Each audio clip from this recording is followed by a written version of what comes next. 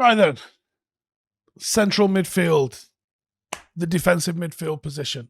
We desperately need to bring someone in the number 6 position. I think even looking at Frankie de Jong, or if we was able to get someone like a Tillman, who does look like he's going to Arsenal now, if we were able to bring someone in that position, I still don't think it's enough. I still think you need someone that's that conductor that sits at the back and screens the defense. I think if you upgrade the midfield, if you can get a truly world-class-ish midfield, it improves your defense and it improves your attack. And I don't think there's any benefits in any other section of the pitch that have such a tangible impact. If you improve your ability to score goals, that helps. If you improve your defense, that helps. But the midfield sort of does a little bit of both. A good midfield makes an attack better because it's got better balls going in there. It overloads the attacking area, and it does the opposite in defense as well. It helps stop attacks against you. A better midfield probably, concedes less and scores more goals. So really investing into that midfield area is needed. And we've just seen Kamara go to Aston Villa. Really surprised at that transfer. I actually thought he'd be a really good fit for United. I'm sure we'll be linked to him in 2 years after he's done well in the Premier League. But the good thing is about being so poor at United at the moment is there's so many ways to improve us. There are literally so many players that make us better. So who do I want in the number 6 position then? We talked about Tchouaméni, he's gone. We talked about Kamara, he's gone. So here's somebody else. Dortmund scouts, this is where you start writing the names down. Ibrahim Sangar. Obviously plays in Holland, PSV Eindhoven, 24 years of age. Rumoured to be worth somewhere in the region of 20 million quid now. United pick up the phone. The price isn't 20 million quid, but in terms of those astute kind of signings, this could potentially be one of those. In the 21-22 season, he had growth in virtually all areas of the pitch. His passing, his dribbling, his overall attacking attributes, they all went up. He naturally had attributes which made him a bit of a monster defensively, especially when it comes to duels. But his ability on the ball improved. And that's when he caught my eye. There are lots of players who would defensively probably do really well. Like, I see people suggesting Aaron Wan-Bissaka as a number 6, and on the pure defensive side of stuff, it's not the worst shout. There's still deficiencies in defending and reading of the game and organising, which I don't think he's got. But when you look at like the raw, can he cover alongside the fullback on the left, the fullback on the right? Can he help when you're being countered? Yes. But there's so much more. This is that's 20% of what being a DM is.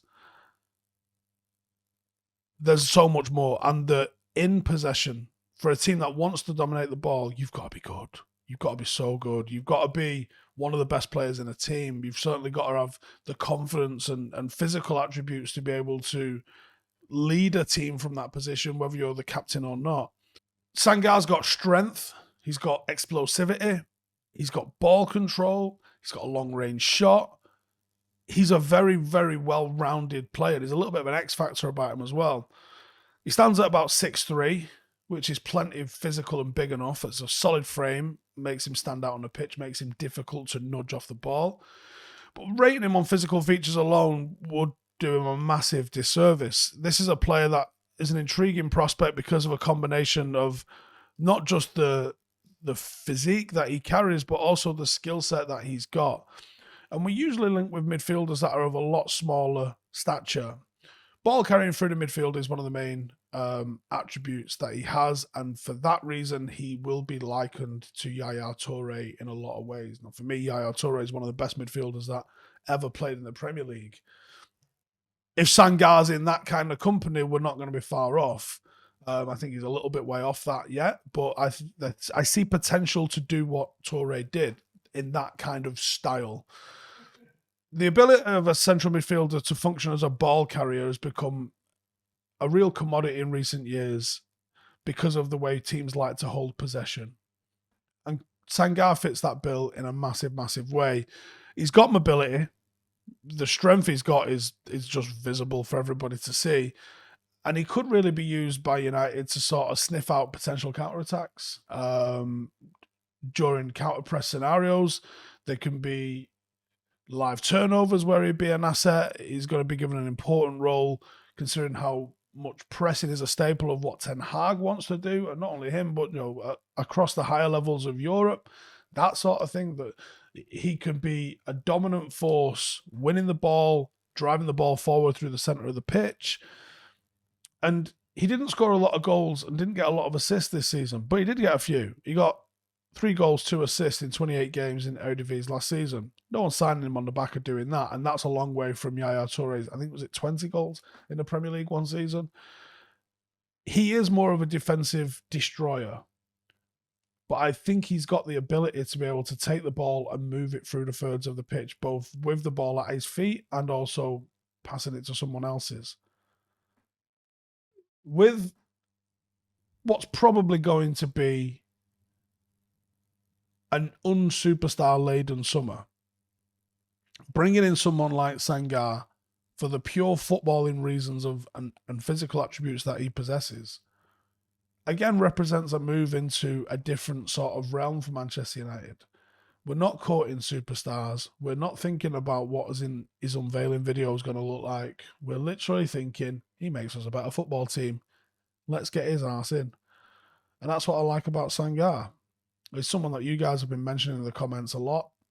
And I think he's got the potential to do bits. You would assume that there is at least a passing sort of association with Ten Hag by the fact that he will have coached against him. And that might be enough to convince him to come and join after having seen up close what he did with Ajax. He gets on the blower to him and he's like, listen, I think you can be a big part of what I'm doing at Manchester United. That could surely be enough to push him over the line. Especially when Ruud van Nistelrooy is his new boss. Be interesting. As yet, there's no talk. Give it about 5 days and you'll soon see links to fucking Dortmund. Let me know in the comments. 1, is he gettable? 2, is he good enough? 3, any chance we're going to see that one happen this season? See you in a bit. Hey, thank you for watching the video. If you are new around these parts, then don't forget to subscribe. My channel is proudly supported by my community on Patreon.